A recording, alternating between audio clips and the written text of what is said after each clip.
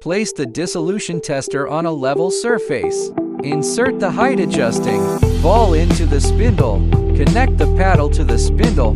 Push down the spindle until the paddle touches the ball. Raise the spindle and remove the water bath tank. Add purified water up to the max line of the tank. Place the dissolution vessels into the tank and add the medium. Insert the temperature sensor. Reinstall the tank, lower the spindle, and cover the vessels with lids. Insert the sampling cannulas and adjust height according to medium volume. Connect the temperature sensor. Plug in the power cord and switch on the power. Select language and enter the operation interface. Set the test method rotation speed. Temperature sampling time.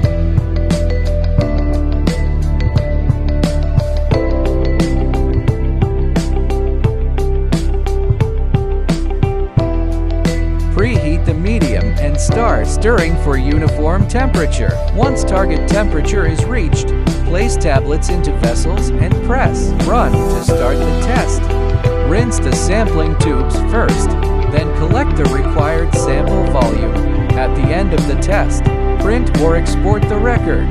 After testing, remove the sampling cannulas, dry the paddles and tank, and wipe the instrument.